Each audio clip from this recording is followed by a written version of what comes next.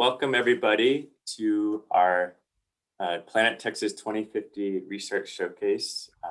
This is the 5th edition. We're going to have 3 presentations today that explore the intersection of environment, data gathering and analysis, and resource management.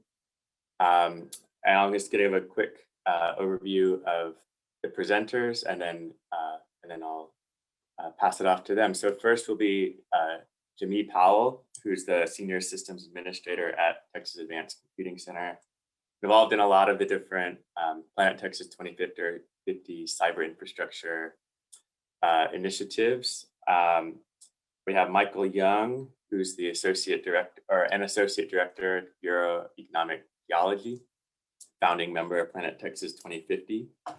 Alex Sun, who is Senior Research Scientist at Bureau of Economic Geology, and Justin Thompson, who's a PhD student under Michael, and then Khalid Osman, I hope I got your name right, who's a PhD student in Sustainable Systems Engineering and part of Dr. Casey Faust's research group. Welcome everyone, and we'll go ahead and get started. So go ahead, Jamie, and start your slides. All right, not a problem. I'll go ahead and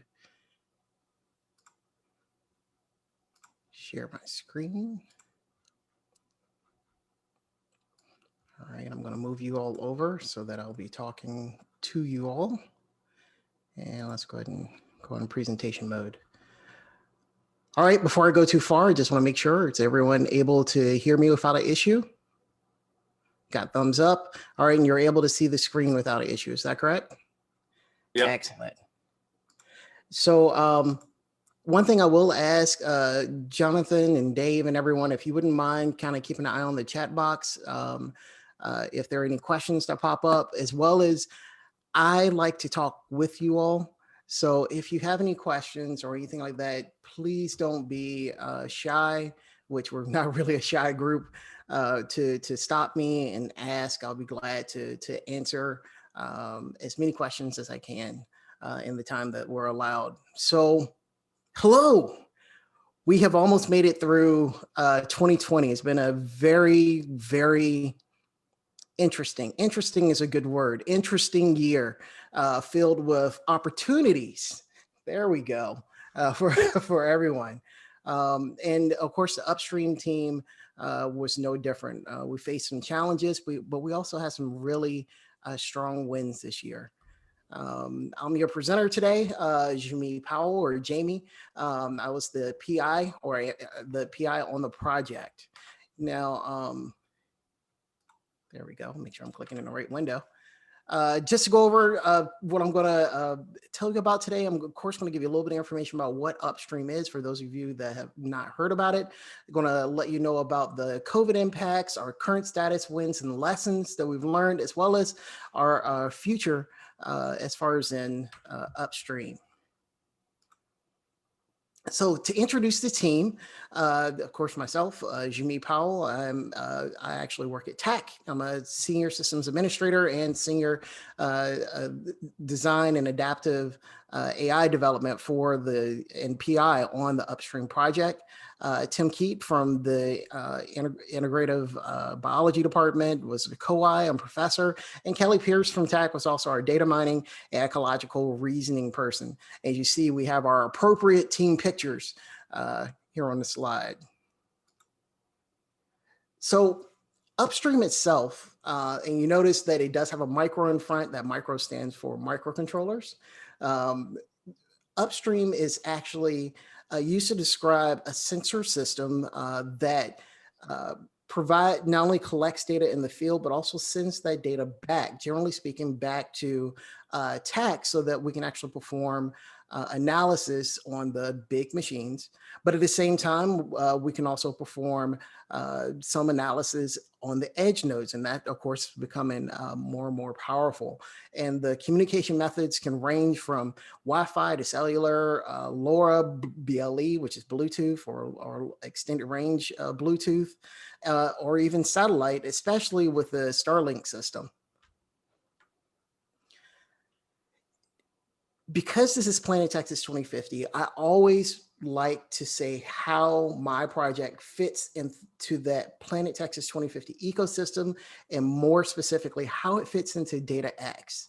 DataX basically, or upstream as related to DataX, basically becomes data inputs that you can utilize in DataX.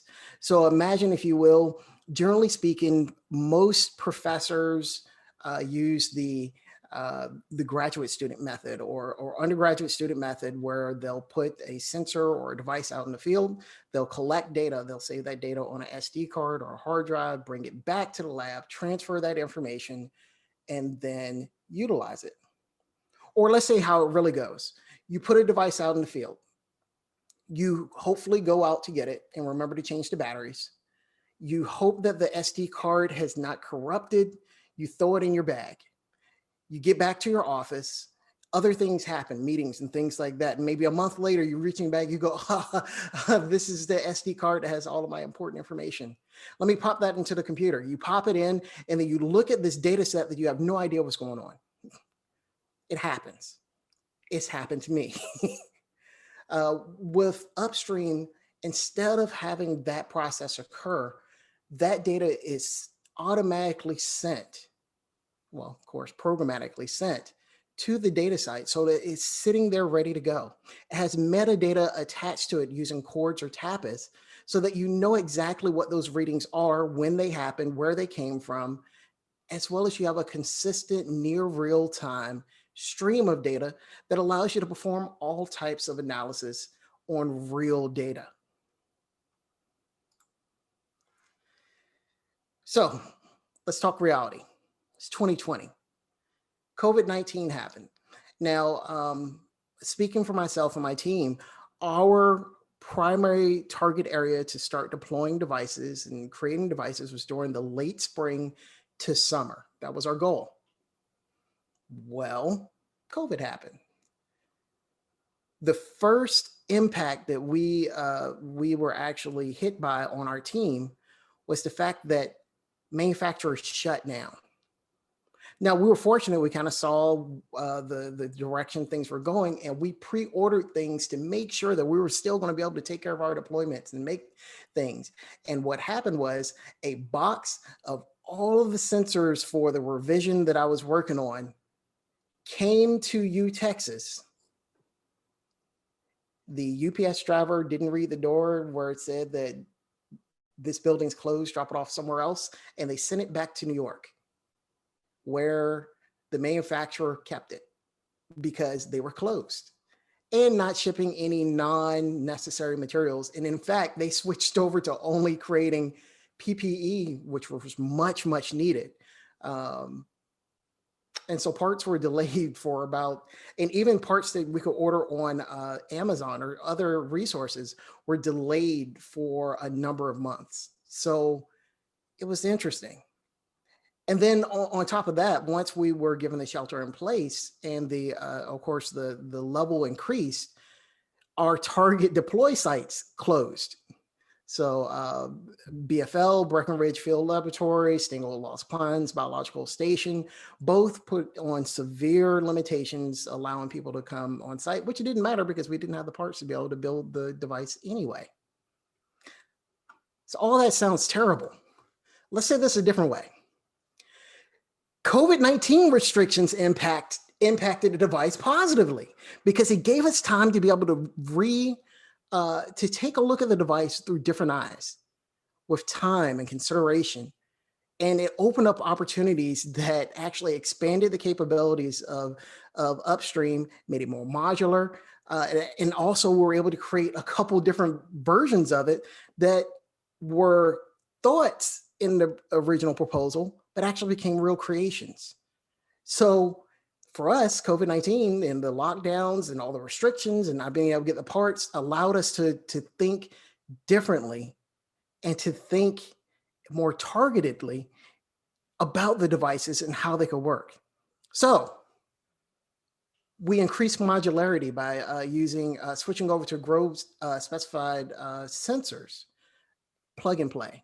I can take a device, unplug it, and plug it back up. as opposed to getting a circuit board, a raw sensor, sticking on the circuit board, soldering everything up, making sure the connections are good, and things like that. That meant that the manufacturing process was a lot more streamlined. Upstream itself, Upstream Pi started to take effect, wherein we could actually record audio and video using a Raspberry Pi. And then the microsense, which is a smaller version of Upstream that uses LoRaWAN, was also created as a part of a hackathon that we originally were supposed to help foster. And instead we became a part of the hackathon and allowed this time to create that device. And I'll talk a little bit more about that later. Also had time for code revisions. I was able to integrate MQTT, so a mosquito protocol, which means that I can send signals over multiple networks, not just cords, but also other networks that way it can be integrated into other API stacks and other programming functions, particularly allowing me to know what, and other users to know, when a system starts up, when it shuts down, if there are problems. It gives alternate methods of communication. We added Slack integration, so the system's phone home to let us know what's going on, to make sure it's staying up, that the battery's okay.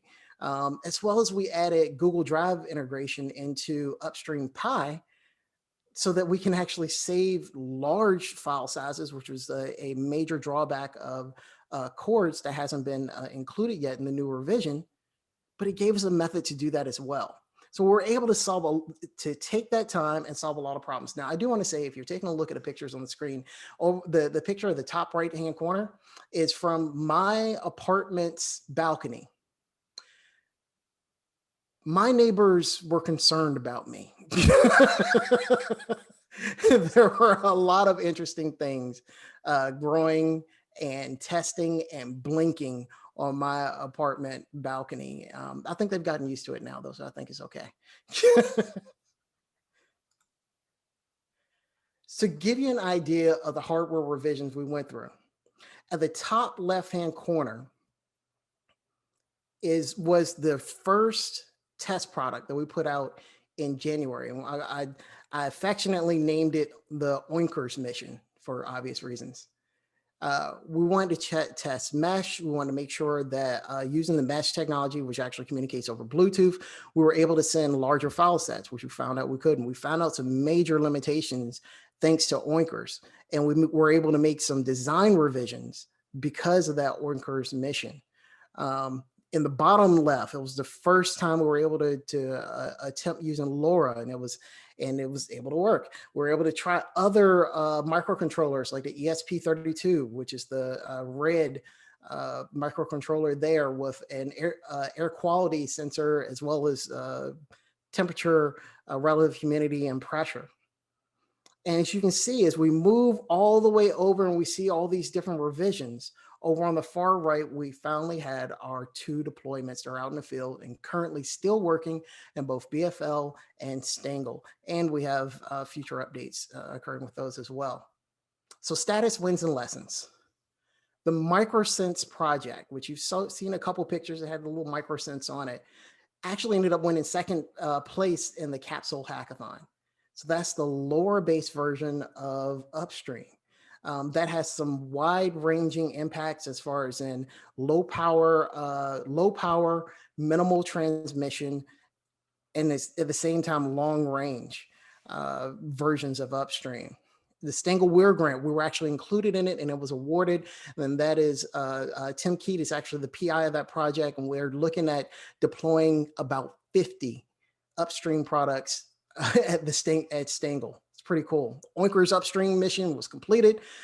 We identified operational limitations on the mesh network, which allowed us to shift for the Stengel grant. Currently, we have active deployments of over 2 million measurements from the Breckenridge Field Laboratory with 5+ months of uptime, which is amazing. And then Stengel, we have about 400,000 measurements. Upstream Pi was deployed with audio and video. We're still working through some of the power concerns because that is a lot of power when you're doing both transmission, recording, and things like that. We deployed our first version of a cell gateway, which you actually see a picture of over on the right. IP camera was tested along with it, which you can see in one of the examples of the pictures there. And we're currently working on increased power capacity, which we have some huge solar cells that we'll be putting out within the next few weeks to take care of that issue, as well as increased battery capacity. So the future. We're looking to build and integrate documentation and video series. One of the big things that we as a team strongly believe in is providing this information to the community so that if you want to bring your students together or if you just want to do a test project, this is information that everyone needs to know. Now, UT does have a class on Arduino, building Arduinos. I do highly recommend it. And you could take that knowledge, your students could take that knowledge and then use it towards an upstream project. It's an open system. We aren't building anything that's closed. We have data verification and statistical models that we're working on now to compare it versus NOAA readings and things like that. And so far it's looking good, but I don't want to say exactly what it is because I want a larger data set to check against so I can give a specific p-value to go along with that statement. I hate when people just go, it worked. No, give me statistical significance. We have parts that are being ordered right now for a new version of Upstream called Upstream AI. The big goal of Upstream AI is we're going to use that in Stangle as an AI-enabled motion and sound capturing devices for our bioecological users. And for those of you that are Avatar fans, you're going to see a pattern here. We've all been looking at, we've been binge watching videos. I binge watched Avatar. So sorry, it's stuck in my head. So I gave the new sensors a theme: Earth, Air, Fire, and Water. We're going to aim to monitor or have different versions with code sets that easily allow you to monitor these different scenarios, as well as others. TAPIS and chords upgrades, as well as Bluetooth data interface, because we want to eventually create an AR dashboard. So these are all a part of our future goals. So, as always, if any team member is looking to have a custom sensor or even the base sensor, give me an email, give us we can set up a conference call and we can spec that out and help you get that done. I'll be glad to share all the information I have, even if you just would like a session where we go through and possibly build one with your students so we can have a knowledge transfer. I would love to do that with someone. So having said that, questions, concerns, and of course you have our link soup here up on the board. The big one I would recommend you go to is of course the PT 2050 dashboard-dev.tech.utexas.edu that has chords on there so you can actually see those data sets and use them. These are open data sets that you can use, or go to the github.com/upstream-particle where all of this information, all of these links are on that GitHub repository, as well as the code set so that you yourself can create your own upstream at home. Just please, link in PT 2050 and upstream in your paper if you don't mind. So beyond that, and last thing, down at the bottom, base system with cellular hardware, bill of materials. If you click on that, it has the prices, vendors, links to all of the materials used for a base cellular model. The base cellular model measures temperature, relative humidity, pressure, volatile organic compounds, soil moisture, and solar, so UV and IR. So having said that, are there any questions or concerns? I saw Michael Young unmute, so I know he has a good question for me. Yeah, so just as a general range, what does one of these sensor packs cost in terms of dollars for hardware and then setup? There you go. So $517, that includes the hardware as well as 1 year of cellular service along with it so that you're streaming data. And so within this hardware BOM, so hardware bill of materials, and I'm assuming everybody can see the screen, is that correct? Mm-hmm. All of that information is listed here for you. If you're in an area that has the option of doing Wi-Fi, this, of course, the money for the cell service, so the $107 goes down, as well as the cost of the microcontroller itself drops from $60 down to about $20.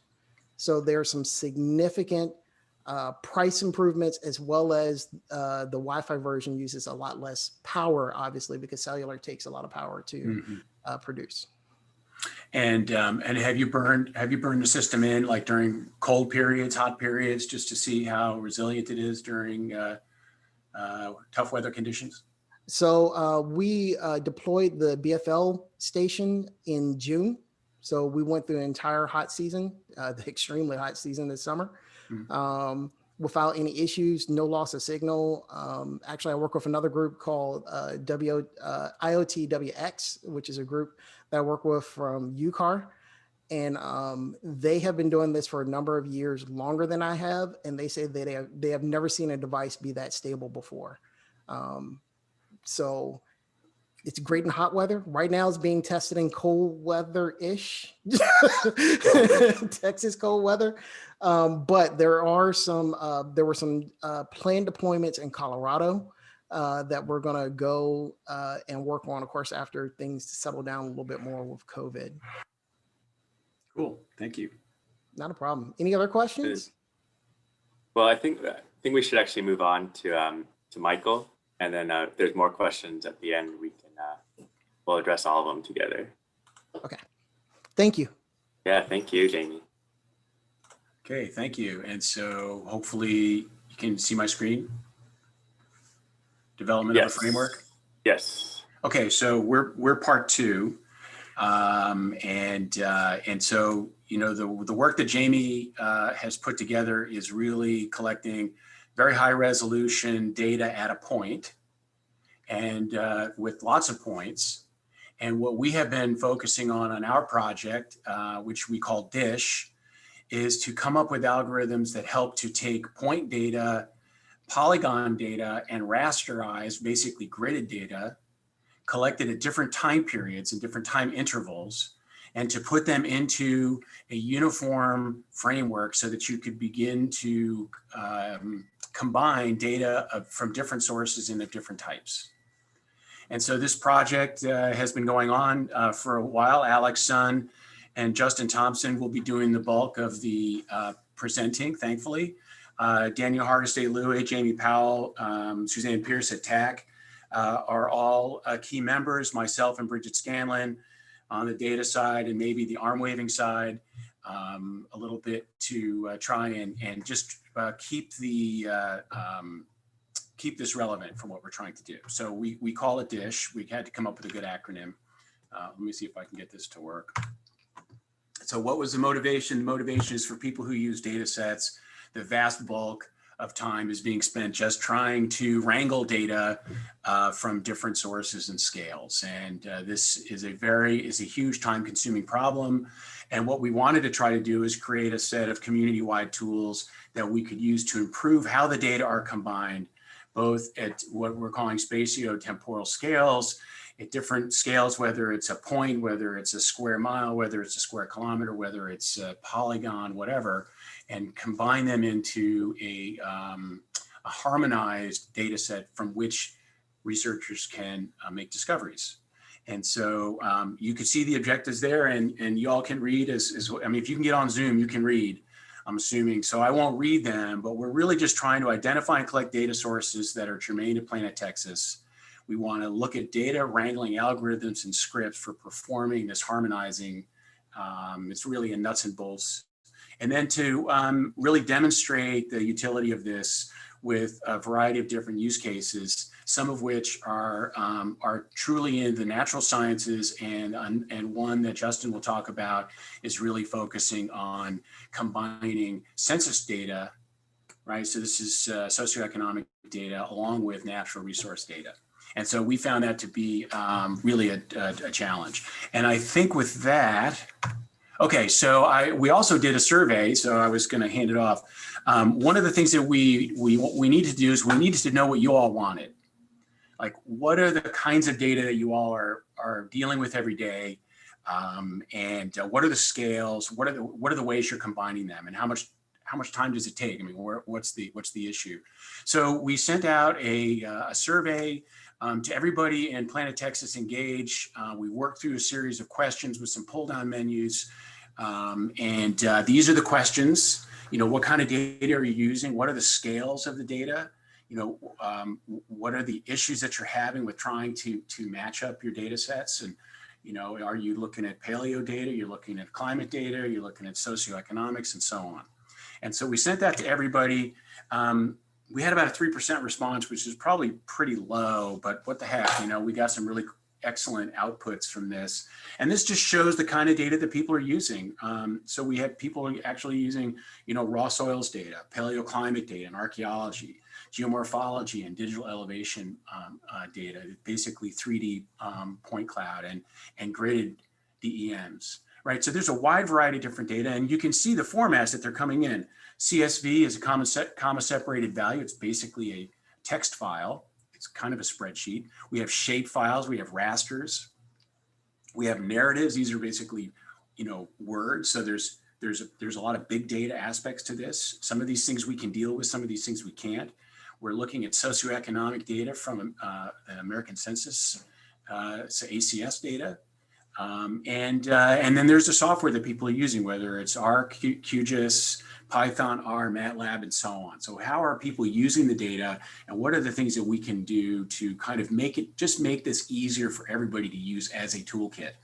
And so the algorithms that we're working on will address these needs so that people will be able to more quickly go through that. And I'll kind of describe the how this worked toward the end. But from here, I'm going to basically pass this over to Alex Sun, who basically architected this and worked with the folks at TAC so that the data would slip into the digital workflow, the cyber infrastructure well, and then Justin will go and do the socioeconomic case study. So I'm going to mute myself, and those guys will tell me when to advance the slides.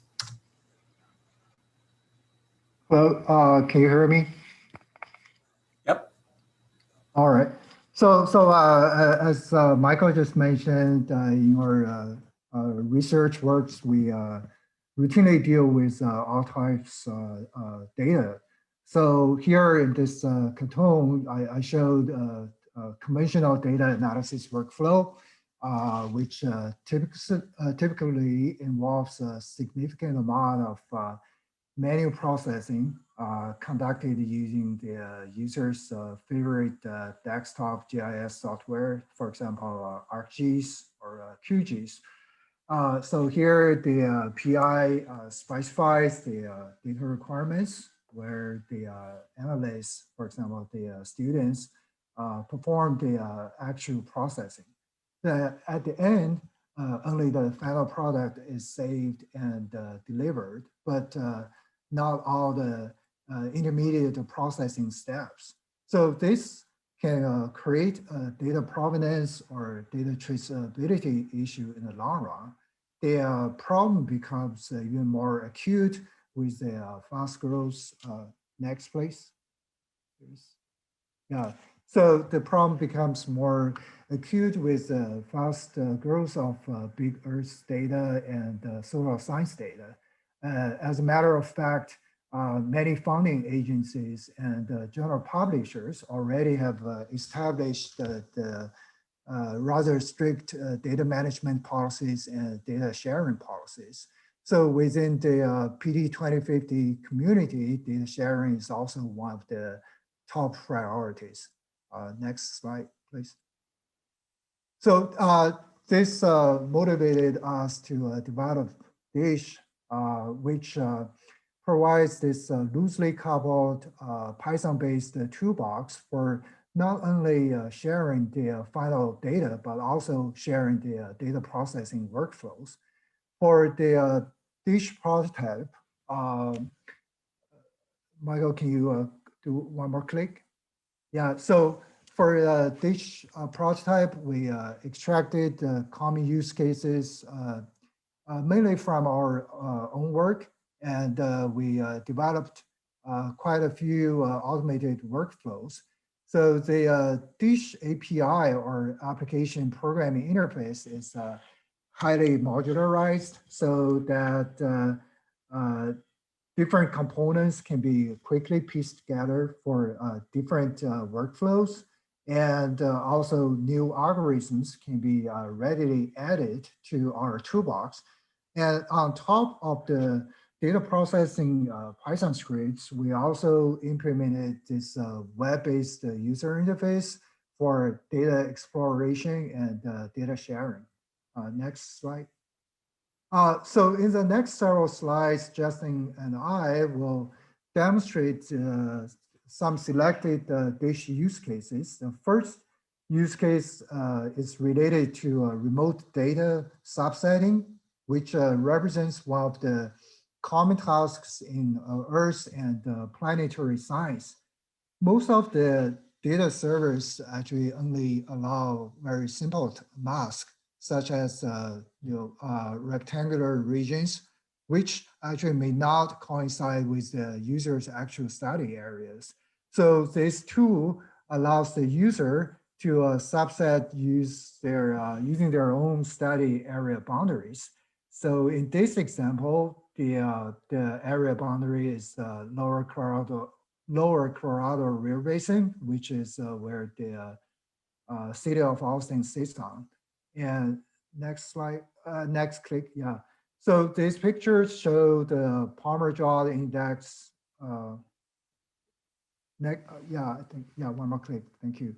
So the pictures show this Palmer-Jod index during the 2011 severe drought, and also the example of precipitation map during the 2017 hurricane.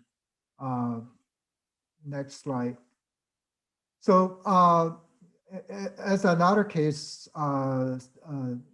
think about this situation is actually often the case that the remote data is not at the resolution that we want, right? So additional resampling and downscaling and other data maneuvering are required. So in this use case, we use precipitation downscaling as an example to illustrate how DISH handles this additional data processing steps. So here the user starts with a coarse resolution satellite precipitation map that's available from the remote servers, for example, the NASA servers at near real time, right? So the user wants to perform like a very simple bilinear resampling to upsample the resolution of the remote data, or the user can choose more sophisticated resampling based on the digital elevation data or DEM. So our tool also allows the user to incorporate, to fuse the in situ rain gauge data if they exist for the study area.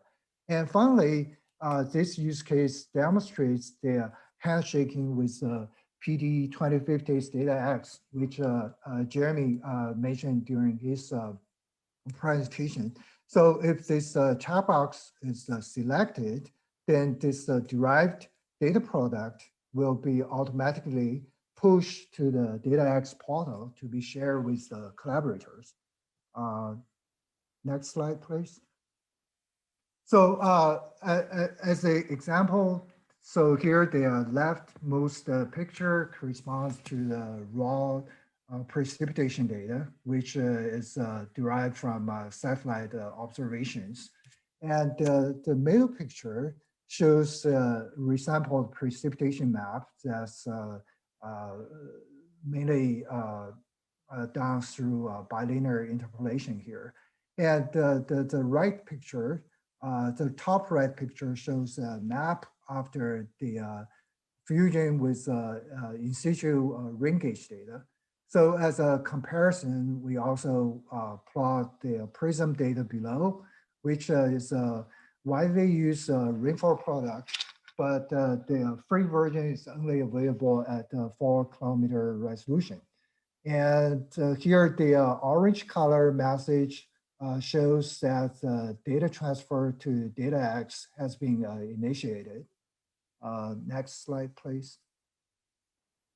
So after the data transfer is done, we can see that the newly generated data file is pushed to our DataX folder.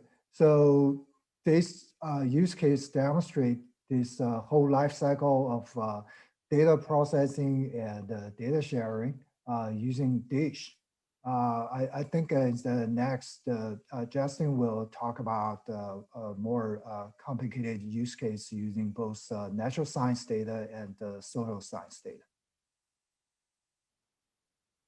All right, thank you for that, Dr. Sutton, Dr. Young. So Justin Thompson here, and I'm just going to talk to you pretty briefly about the use case that we looked at, homogenizing and harmonizing both natural resource data in the form of drought data and socioeconomic data in the form of employment, unemployment data. So again, the objective here is to put those two kinds of data sets together and homogenize them in a way that's useful for analysis. So the specific data wrangling that we looked at for this use case was sort of a few things. We had census tract shape files, American Community Survey tables, which is from the U.S. Census Bureau at an annual time period, and local unemployment statistics from the Bureau of Labor and Statistics at monthly time periods. And then finally, we have U.S. Drought Monitor drought indexes at weekly time periods. And so over here on the right, you can kind of see this visual representation of what we're trying to do, right? And it's taking two kinds of socioeconomic data, right? One that's at the sort of the finest spatial resolution you can get for socioeconomic data, census tract scale, but over a year time period, which is what you see in census data, and then combining that with more temporally refined data, but at the monthly scale, but at a greater spatial resolution on the county scale, and then put all that together with shape files. We also looked at rasters, but this specific use case, we look at shape files in terms of the natural resource data and how we can kind of bring that all together and homogenize it into a useful platform. Slide. So for the drought data, what we looked at ultimately was the U.S. Drought Monitor indexes. One key reason that we looked at this in terms of our drought data is because the U.S. Drought Monitor Index combines both natural resource data like soil moisture and precipitation, but also socioeconomic impacts like water shortages and crop impacts. And what Dish does for the drought indexes is it processes those to come up with a coverage percent for each index, and there are 5 of those, from abnormally dry all the way up to exceptional drought. And a Dish processes your census tract or your county, depending on your interest, and comes up with your coverage of each one of those drought indexes for the time period that you're interested in. We pulled in data to test from 2010 all the way through 2018. This is good, recent data, but also importantly, it covers the sort of recent major Texas drought we had, from 2011 to 2015. I've got a little arrow there pointing wherein at one point over 85% of the state was under D4 exceptional drought. Slide, please. So for the socioeconomic data, this was really interesting. I personally have run into this processing problem both in my studies at LBJ and in a prior life in a professional context. And what we're doing really is a spatio-temporal homogenization. It's really both of those elements, spatial and temporal. Like I said, we've got the monthly data at a county scale, right? And then we've got annual data at the census tract scale. So how do we put those together? Well, we adopted a federally approved method that's outlined in the Bureau of Labor and Statistics handbook. It's known as the disaggregated census share method. And here you can just kind of visualize, you can see what these census tracts look like if you're not familiar. They're irregularly shaped polygons. The size of them is kind of divided by the number of people living in each area. So you'll see some counties in Texas, they're sort of in West Texas and sort of Northwest Texas, where, you know, one county, it's sort of sparsely populated and it's just one census tract. But then here in your zoom box, you can see in more heavily populated areas like Travis County, you could have up to, you know, 50 or 60 or more census tracts within that county. Slide, please. So what does this look like? Well, it was really interesting results. Again, the purpose of DISH is not, you know, to go through and answer a specific research question, but rather to provide data processing and wrangling tools to help a researcher answer those questions. So here in this use case, DISH gives you two kinds of outputs. On the bottom left, you see a graphical output that DISH will give you, which shows you the number of unemployed persons under each drought index through the time period. And then DISH also gives you those comma separated value tables. And what you see here on the top right and the bottom right are two graphs that I developed using those comma separated values. And this is, you know, I think hopefully a potentially useful and interesting example. So this is one census tract in Erath County, which is in sort of northwest central Texas. And at the top, you can see the drought monitor index coverage by month, right? So you can see the yellow line is the DM0 all the way to that dark kind of reddish brown line, which is that DM4. And you can see right there in, you know, about July, August of 2011, where the 100% of Erath, this census tract in Erath County was covered by exceptional drought. And then the bottom right, we kind of synthesize all that data together, that drought monitor index data together with unemployment data. So the orange line is your weighted drought coverage, right? So on a scale of 1 to 5, you see that on the right axis there. So at the very most, if a census tract was covered with 100% DM4 exceptional drought, that would be a 5.0 ranking. And you can see, at least in this instance, that there might be a significant correlation between drought coverage and the unemployment rate through that same time period. And so we can do this. DISH can process this for any number of census tracts throughout the whole state of Texas for the entire period for which data is available. And that's the short version. Thanks, Alex and Justin. So I'll just sort of finish it up really quickly. The value of there's a lot of things of great things that could be said about this. We chose drought and unemployment not because we thought they were correlated, because we knew it was going to be a very difficult thing to combine. You could use socioeconomic status and flood risk. You could use ecosystem service maps or ecosystem attributes and any type of and precept. There's all kinds of things that you could do. So the combinations are really almost limitless. We were able to handle quite a variety of different spatial temporal scales, and it's a huge time saving. So I asked Justin to, as an example, to do by hand one census tract for unemployment data manually, along with combining the drought. It took 54 minutes to do one census tract and 1 month of data. He analyzed the same census tract data over 9 years. It took 55 seconds. Now I calculated that it's a 5,500-fold increase in efficiency with this one example. And you can just imagine, now do that by multiple census tracts, and you're really talking about years off of life savings for you and your students. So we were actually quite happy about being able to find how to do this. There are some steps. We're going to finish the web interface and the transfer software to DataX. It's already sitting on the DataX portal now. We will put together a short user's manual so that researchers can take advantage of this. We have tried to put the slide bars in there so that people could very quickly see what kinds of data are importable. And then we would like to continue to improve it, funding dependent, of course. But I think that at least in my research group here and a lot of the work that we do in earth science data, it's potentially a huge time savings. And so with that, I'm going to stop because I know that we have others going forward after us. So I'll stop there and hand over the screen. Thank you.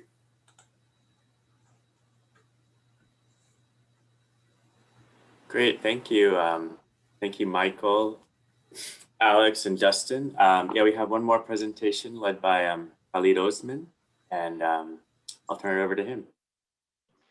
Thank you. And you did get the name right. Sorry, earlier, one of my students was using my link, and so it gave her my name. Oh, okay. It wasn't actually me that was on, she just explained it to me. But I don't want to take too much time, just want to introduce myself and the team.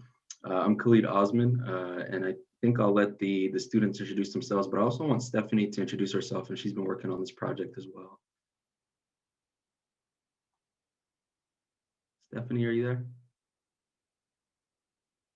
Maybe we're having technical difficulties, but Nikolai, please take it away. All right, let me share my screen.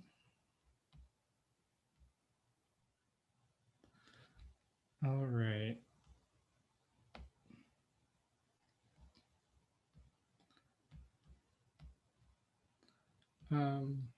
So you guys can see the screen just fine? Yeah, Yes. I can see it. Yep. Okay, cool, got it. All right. Hi, I want to introduce myself. I'm Corey Navarro. I'm a third-year undergraduate environmental science major. And I'm Nikolai Janisho. I'm a third-year undergraduate environmental engineering major. And we're here today to talk about how we use structural equation model to evaluate different socio-demographic factors and their influence on installation of green stormwater infrastructure. So just a little background on GSI. GSI reduces stormwater runoff in urban areas through different technology such as green roofs, rain gardens, and permeable pavement. And if a community adopts this technology, it could increase rainfall volume capture ratio up to 82.2%, which reduces the amount of pollution that enters our waterways. Local adoption does depend on different socio-demographic factors such as income, homeownership, knowledge on environmental sustainability, and also water conservation. We focused on an area in Austin, so we want to look at the land use in Austin, and as you can see, the majority is yellow, which is single unit housing. Then pink, mixed use, is downtown area, red, commercial use, and then orange is multi-unit housing, which is an area around campus. And just a little background on impervious cover. Since Austin is a major metropolitan city, it does have high amounts of impervious cover, as you can see. Most of the areas with the highest portion of impervious cover happen to be those commercial, mixed, and multi-unit use places. And the area that we studied, the Waller Creek watershed, contains about 60% of impervious cover. And in order to gather data for this research project, we surveyed the Waller Creek watershed residents in 2019 and received about 141 validated responses across these 9 zip codes. This survey examined the public's perception on GSI technology in general, and also what motivated and inhibited them from installing GSI. We then used the data that we got from our survey and plugged it into this structural equation model known as the partial least squares path modeling. As you can see to the diagram to the right, you have MV and LV. LV stands for latent variables, and it is an abstract variable which are explained by measurable manifest variables that we obtained through that survey. Nikolai will go into further detail, but the inner model shows how latent variables affect other latent variables, while the outer model, shown on the left side of that little diagram, shows how manifest variables affect latent variables.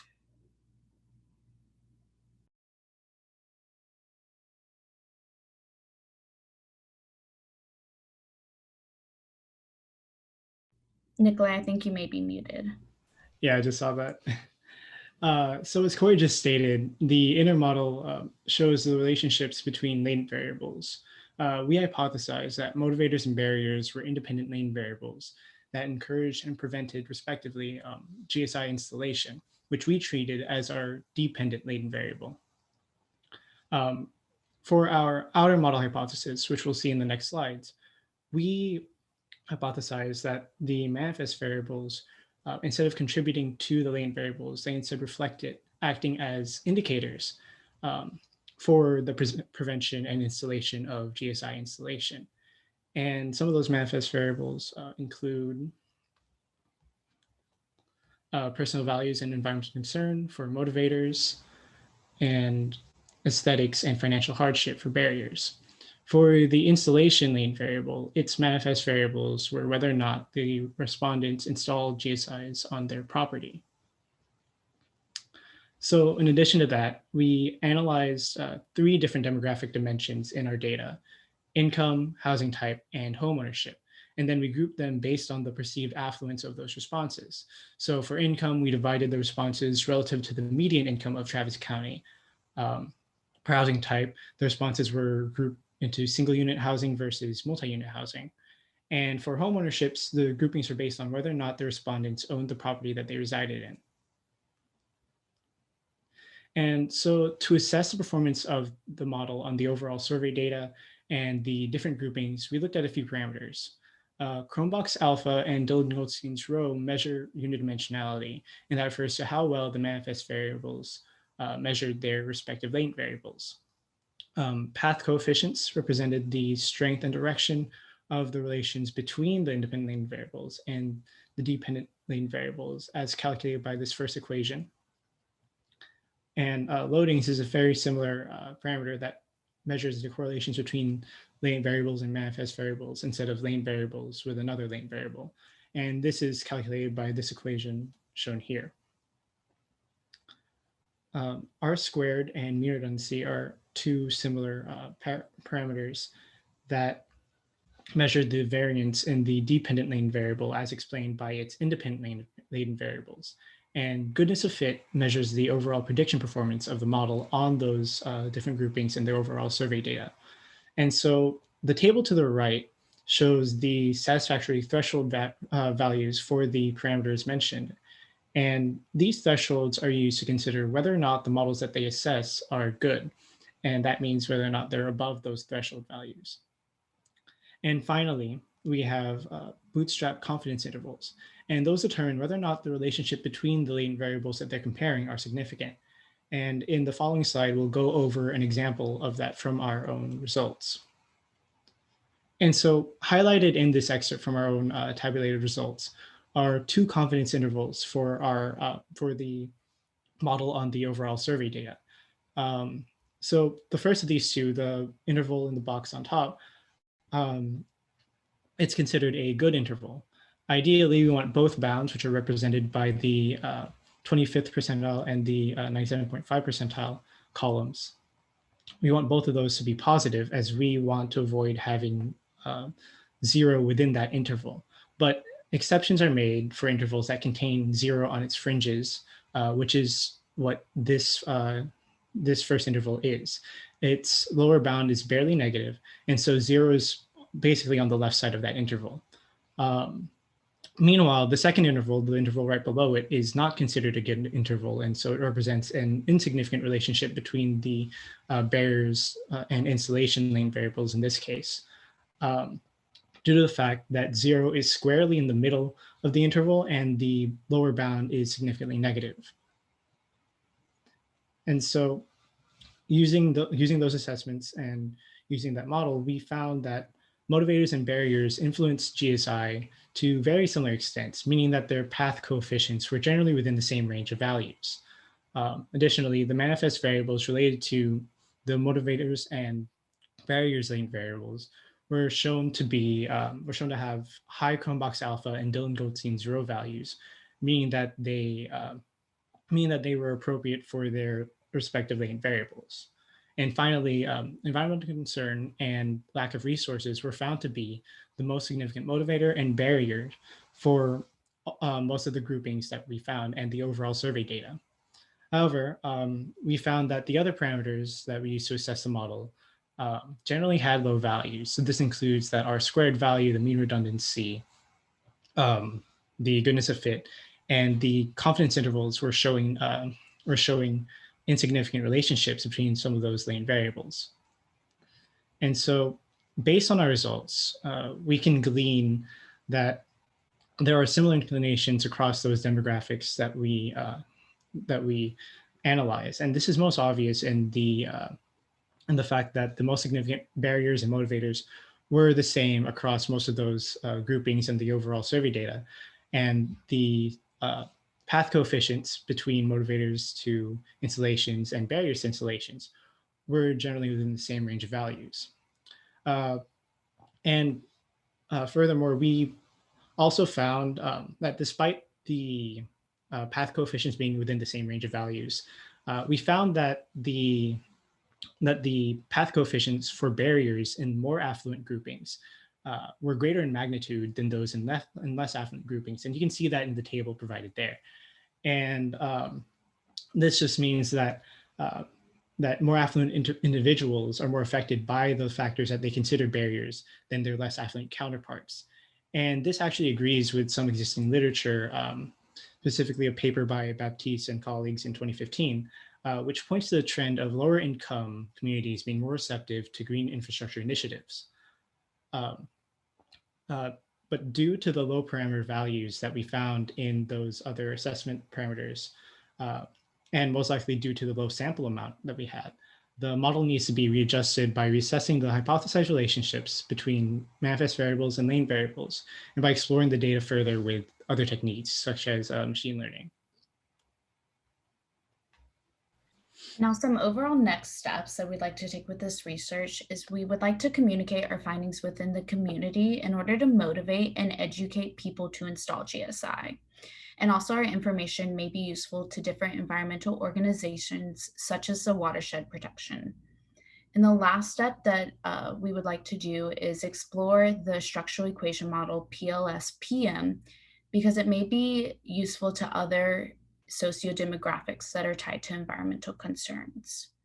And that's all we have for y'all today. I know it is 1 o'clock. If y'all have any questions, our emails are linked on that slide.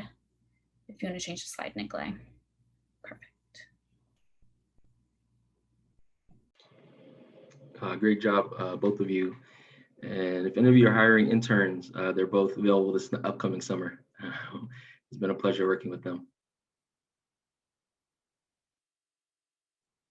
I think you can stop sharing, Nikolai.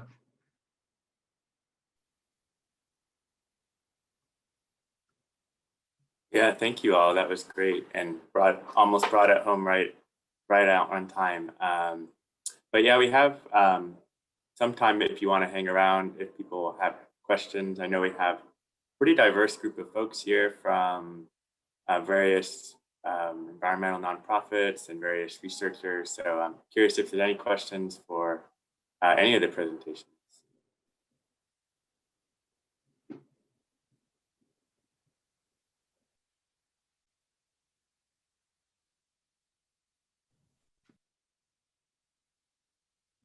I have a question. Put my picture on. Hi. I'd like to know when DISH is likely to be available for other users in PT 2050, and what form of data are we able to input beyond what you showed today? Well, so I'll let Alex talk about access, but it's already up on DataX platform, so it's available. I don't know if Alex, if there's specific and approvals or authentication that needs to happen to get that up and running, but I think that it's available. It's available soon, so we hope to have the interfaces completed by the end of the semester. I think it probably would be better to wait until early 2021 so that we can get all the bugs worked out, especially the handshaking with DataX. But we should be able to use point data, raster data, as well as regular polygons of collected at any time period. You choose the kind of data that you are using and the kind of formats that you want as output. Can I just add to that? Yeah, I would just add, we're really cognizant of our purpose here, right? So we use specific data sets to demonstrate as use cases, but the functionality of DISH is really just based on the kinds of data that's coming in and the output that you want to go out. So just speaking like for my own, the use case I spent the most time on, right? The drought unemployment, you could use any census data and any related data coming in at the county scale, and any related natural resource data for at a polygon resolution. We're working on rasters as well. But I just wanted to point out that, I mean, it's really with very few tweaks here and there, again, just speaking with my own experience, these tools are intended to be used with all kinds of data. It's more the format of data and the spatio-temporal resolution processing that it's doing. So Catherine, so for example, if you're using soil grids, soil grids 250 or soil grids 1 kilometer, I mean, that's a raster data set. But if you had to overlay that on top of a polygon, this would be a perfect tool to be able to do that. If you needed to do that over multiple time periods, this would be extremely helpful as well. And I think that linking this and blending it with point data would probably be relatively straightforward to do. Mm-hmm. Yeah, I've been in touch with Texas Department of Public Health to try and source different sorts of data sets on neglected tropical diseases as they come temporally into Texas, because they egress and then they move back out again. And so this would be, I'm thinking about it in lines with the unemployment. It'd be really great to try and integrate that with this sorts of information. So yeah, super, really great. I was actually gonna ask / I guess add to that for Michael and Dr. Sun and the TDish team. I know I'm part of it too, but is there a possibility? I know that all of us are kind of presenting our final projects, knowing that kind of this round of funding is ending in December, but the majority of us are moving forward as parts of other teams. Do you think there's a possibility that next year, and I know this is adding one more thing to people's list, but there could be a maybe an overview session to show the actual method that you use to set it up, to set up the full workflow, to have something working, because this is a repeating theme that we're seeing over and over again from different groups. Yeah, I mean, I don't want to speak for Alex, but we basically matched Planet Texas dollars with our own internal dollars. So we have our own source of money that we use to develop this. And that money is going to be good through the end of March next year. And so I think it would be very useful. I mean, if we were to do something like this, where we get as many people together in the same room, show everybody at the same time, that would be a greater time savings than if everybody called Alex individually. Yeah. Because you definitely do not want to call me and ask me to show you how to do it. Because it would be clearly the visually impaired directing you. I would not know how to do this, but Alex does. And I think, Jamie, to your point, I think the biggest problem we had really was the authentication and getting the data to go into all the permissions that needed to go into the data set. So I think that, to me, is, from a handshaking standpoint, is going to be the trickiest nut to crack here. But I think that once it's done a few times, people get into the habit of it, and I think it's going to go a lot smoother. And we will know how to make it better. Well, maybe what I'll do, if it's okay, and I see Dr. Sun was about to say something as well. Maybe we can. So last February, actually that was this past February. This year is crazy. This year was a leap year as well, and we had a hackathon on the 29th, the end of February. Maybe what we can do for next year, and again, I know our lives are crazy and it's just one more thing, but maybe what we can do is kind of make that an annual thing. And so maybe the end of, I'll speak with you, Dr. Sun, and of course with Daniel and Suzanne and everyone and Dave, and see if we can set something up for the end of February for that. Does that sound reasonable? Yeah, sure. So from my perspective, the more users that use the platform, the toolbox, the better, because that will help us to make the toolbox more user friendly. Because as I mentioned during my presentation, it's kind of loosely coupled, right? So if you tell me your use case, we can easily pull different components of a dish toolbox and quickly assemble a module specifically for your use case. I mean, that's basically how we developed all the demo use cases we went through today. So it really doesn't take very long. And also with GeoVisual analytics platform, we can, I mean, the users can immediately see their results, within a short turnaround. So I think that's the advantage of this, all the modern geospatial open source packages, and Dish basically provides a kind of a wrapper and some additional tools for the earth science community and also social science community. So so that's all I want to mention here. Not a problem. Well, I've put it on one of my post-it notes, and it's going on the doing or to-do board. So I'll be contacting you all, and assuming we get Dave Kramer's blessing, we'll push forward on a workshop. Cool. Well, Thank you for the everybody. question. Yeah. Cool. Any other final thoughts? Can I ask another question? It's related to Jamie's presentation. Oh, wait, nope. It's getting busy. It's my door. Yes, ma'am. So it's kind of the connection between some of the, so on one of your slides, you also showed Mint in there, the model integration. And I'm very curious how that works in connection to everything else right now, because we're supposed to be testing out Mint. And does that have any way of connecting to dish output, or how do you envision all of this? Maybe you all could comment on that. So I look at it all, and it's nope, of course, I don't see the llama. Suzanne has already left. I look at Mint as being a workflow application. So we have some type of models out there that already work. We have a data set out there that already works.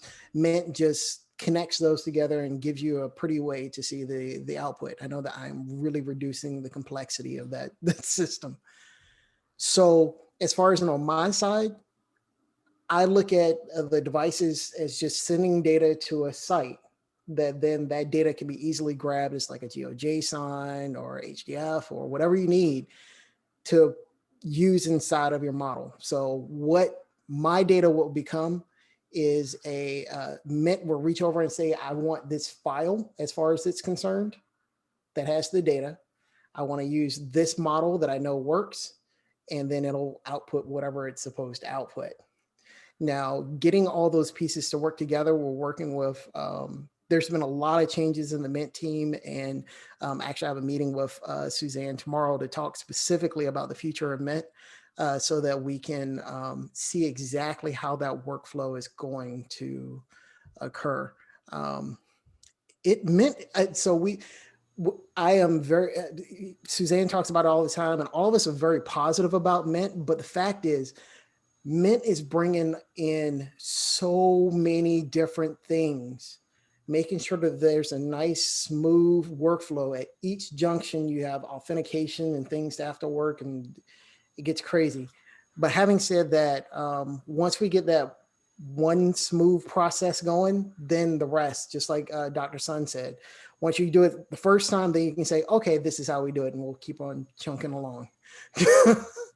I do mention one thing if he's still here. Yep, Mike. So Alex left, but I do want to mention one thing that we intentionally kept the output of Dish going straight into DataX, not into Mint. Mm-hmm. Okay, so DataX is the place where all the data is stored. Now the output of Mint is probably going to be a data file that's going to be routed back into DataX, and from there you can then post-process it within Dish, yes, depending on the format of the data that you're looking at. That's already what I was beginning to think, exactly what you said. Yeah, so once those are done, then it's just a matter of, again, connecting the files up through the cyber infrastructure. But we were basically doing automatic downloading from servers on the one hand and from DataX on the other. But we've tried to not firewall off Mint, but to make sure that most of the data movement is going into DataX. Because we really didn't understand there's going to be so many different complexities within Mint. We didn't want to get caught up in that, in the uncertainty there. We just wanted to, how do we go into and out of DataX? That's the key. Yeah, and the actual data processing takes place in the DataX environment as well. So everything we're working on is, is Python, is Jupyter for the most part. Yep. I did want to take a second, if you didn't mind, to because I have a feeling he's going to drop off spontaneously. But I did want to, I don't know if you all knew, but Michael, and I hope I'm remembering this correctly, Michael is owed a congratulations, if I remember correctly, if he's still here. Michael, are you alive? I just want to give you a congratulations, man, on the new edition. And you look rested. I'm proud of you. Me and my wife are switching off with staying up at night. So this is my well-rested day. Awesome. Congratulations, Michael. Yeah, thank you. But I also want to say, I really like the way Justin said it. Basically, DataX becomes both a data bucket and basically the processing power. And then Mint is basically just a service that would utilize those two together to make that workflow a little bit easier for users.